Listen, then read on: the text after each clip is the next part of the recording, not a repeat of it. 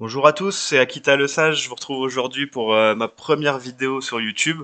Alors c'est une vidéo complètement informelle, rapide, où je vais pouvoir dire un petit peu plus de choses que sur les tweets. Je vais vous parler aujourd'hui rapidement du CHSB, du BTC et de la situation aussi de IMX qui a été listé hier par Swissborg. Donc faire un petit point, savoir où on en est au moment du listing de Swissborg. Donc pour commencer avec le CHSB, j'ai fait un petit historique pour voir un petit peu les effets à la fois du buyback mais aussi du burn qui n'a pas eu lieu depuis décembre maintenant. Ça permet de voir un petit peu les effets sur le prix. Donc voilà, je vous ai ici remis les indicateurs à chaque fois. Tout ce qui est rouge, donc ça va être tous les burns qui ont eu lieu sur le CHSB. Ici, on voit que le dernier burn a eu lieu le 8 décembre. Et en vert, vous pouvez retrouver tous les buybacks qui ont été faits par Swissborg aux différents timings. Donc là, on est sur le graphique en daily. On peut voir que les buybacks, c'est bien, ça a permis peut-être à Swissborg de racheter des CHSB pas cher, un petit peu en mode DCA. Sauf que sur le prix, on voit que malheureusement, ça n'a pas trop d'impact et limite, ça a un impact vraiment plutôt négatif sur le prix. On voit déjà que suite au premier buyback, il y a eu quand même une bonne, un bon perte de prix. On peut voir ici, au minimum, le token a perdu 12%. Si on reprend après, à partir du deuxième buyback, je prends un peu à la grosse, hein. Ici, 14% derrière. Euh, le troisième, après, il faut voir là, parce que la bougie est assez grande. Pareil, 12%. Celui-là, 18%. Et le dernier, buyback ici, si on prend la mèche, on a 12% aussi.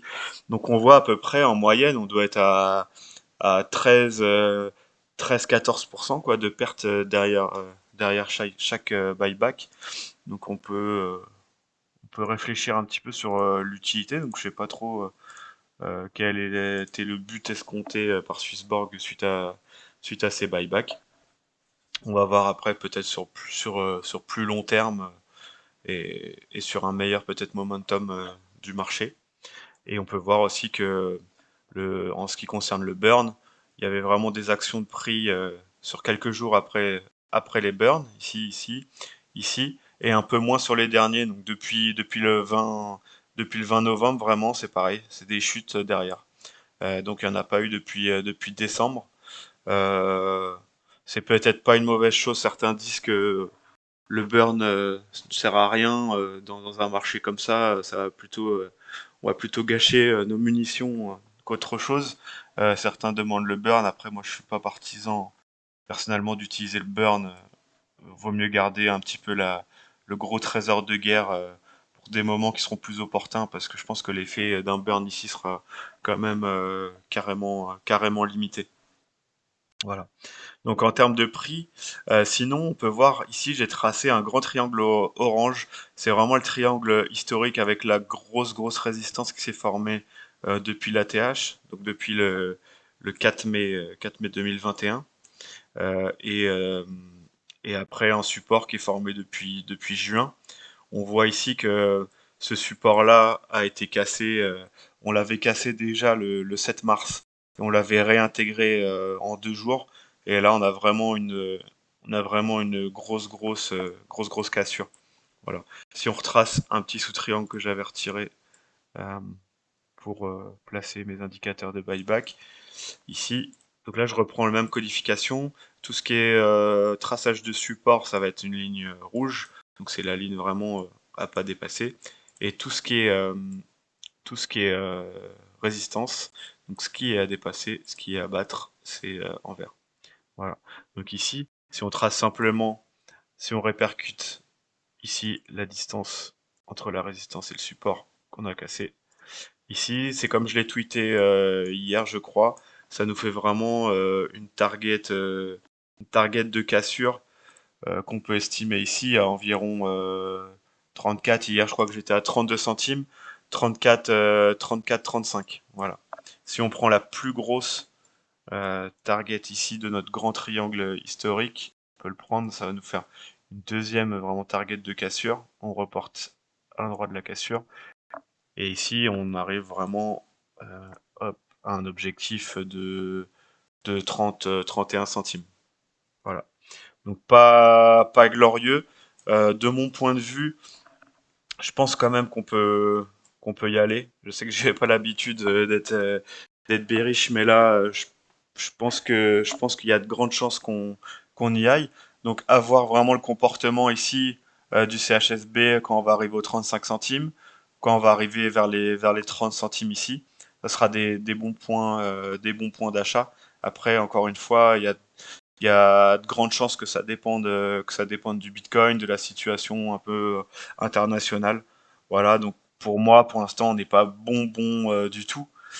Si on regarde au niveau du MACD, il est plutôt à tendance favorable. Tendance favorable quand on tire un petit peu quand on tire sur le rouge clair. Pour moi, ça commence à être une tendance favorable qui est confirmée une fois qu'on passe au vert, tout simplement. Cette tendance est confirmée quand on passe au vert. Mais souvent, les mouvements haussiers commencent déjà dès le rouge clair. Voilà, c'est ce qu'il faut prendre en compte. Et à contrario, les mouvements baissiers commencent plutôt quand c'est vert clair. Voilà, c'est généralement des bons indicateurs que j'utilise beaucoup et que j'utilise aussi les bandes de Bollinger. Euh, et là, on voit que vraiment, on n'a pas, on est vraiment en support dessus, mais elle est vraiment plongeante. Donc, pas top top. Si on regarde un peu le momentum aussi en weekly, on voit que sur plusieurs fois depuis mai, sur toute l'année, on a commencé à être favorable ici et on n'a jamais confirmé. Là, pareil, après on est reparti bear, et là, on est reparti bullish. On n'a jamais confirmé tout ça, ces tendances. Et là, on voit qu'on est encore reparti vers le rouge. Donc là, ce qu'il faut attendre niveau CHSB, c'est un retournement un petit peu de tendance au niveau MACD et guetter cette première ligne rouge clair qui va être vraiment un indicateur, un indicateur important. Voilà, pour repartir. On peut regarder aussi l'indicateur de Super Trend. C'est un indicateur que j'ai découvert avec Tagado BTC sur Twitter qui est vraiment sympa. Super Trend, ça va permettre de donner des grandes tendances pour prendre des positions de manière un peu plus sécurisée. Donc grosso modo, ce qu'il faut se dire, ça va être que quand on est rouge, on est sur une tendance baissière. Donc ici, on a une tendance baissière qui a commencé le 19 septembre 2021 et on n'est jamais repassé au vert. Et la partie verte, en fait, ça va plutôt agir comme support. Donc il faut aussi imaginer que la ligne verte ici de cette tendance haussière va être le support sur lequel on doit rebondir pour repartir. Si on le casse, alors on passe en tendance baissière. De la même manière, la ligne rouge ici va représenter une résistance. Si on casse cette résistance, on va repasser en tendance verte, donc en tendance haussière. Pour l'instant, on n'y est vraiment pas du tout. Pour repasser en tendance haussière, ici sur l'indicateur Super Trend, aujourd'hui, il faudrait dépasser les 51 centimes. Donc prendre 10 centimes, pratiquement 20% d'augmentation sur le token pour repasser en tendance haussière. Voilà. Donc pas folichon. On attend vraiment, je pense qu'il va y avoir des bonnes opportunités de recharge. Après, encore une fois, tout dépend du Bitcoin. Mais ici, on va avoir des opportunités de recharge plutôt aux 35 centimes, 30 centimes, et après voir s'il y a un éventuel rebond sur ces zones-là. Voilà.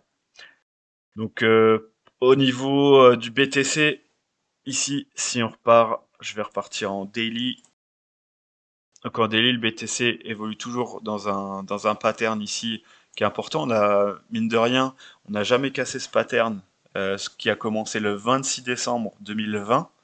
Donc début vraiment en cours de bull run.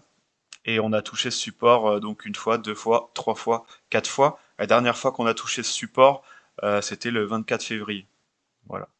Donc À l'intérieur de ce support, ici, j'ai tracé un autre pattern qui, pour le coup, court depuis le 5 janvier.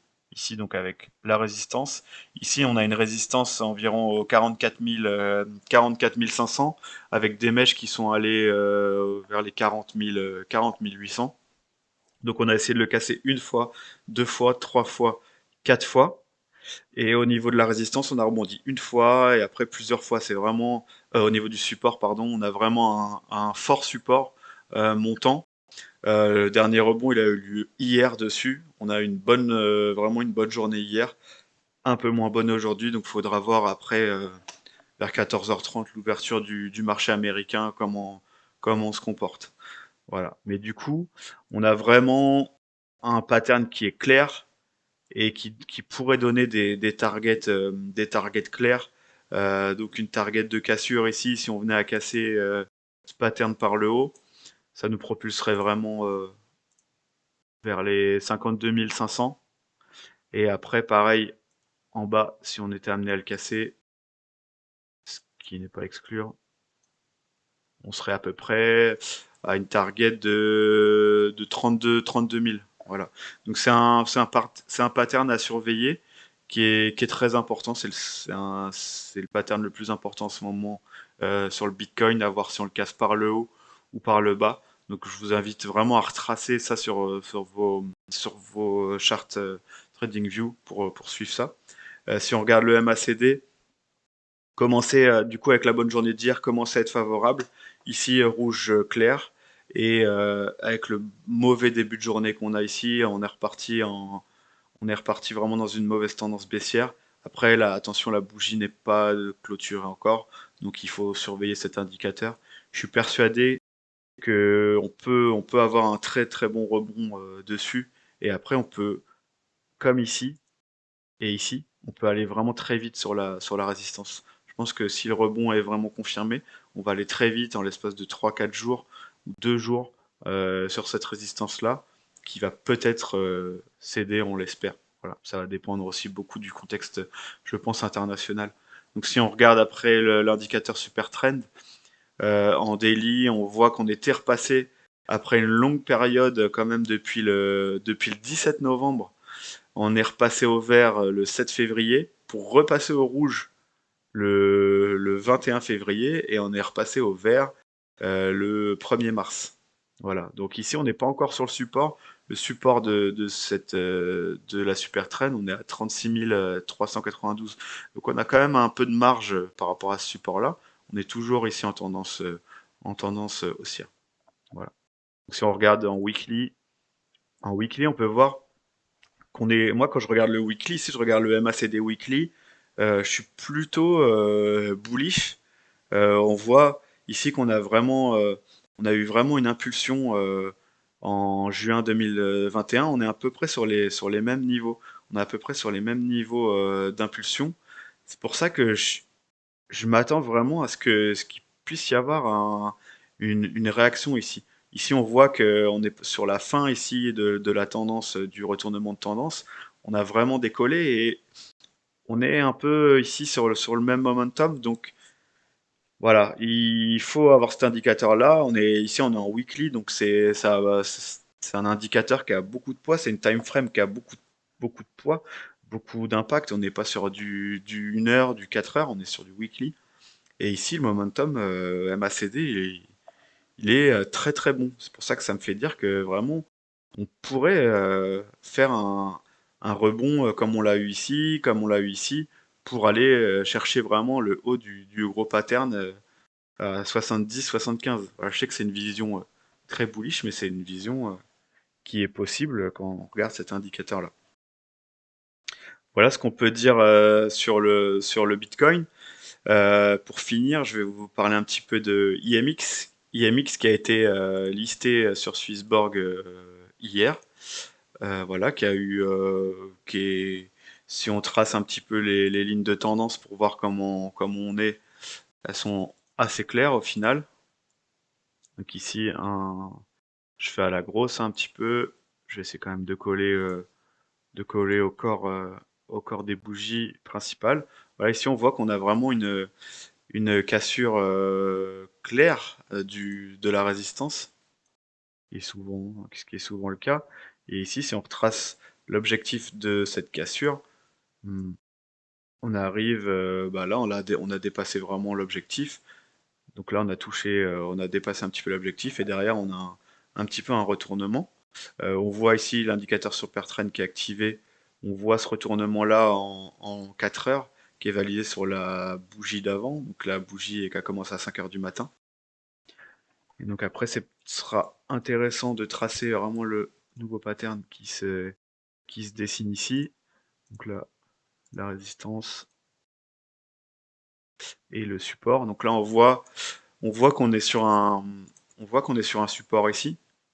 Donc à voir si un rebond va avoir lieu sur le haut du pattern, donc vers les 2,10, vers les 2 dollars de 10.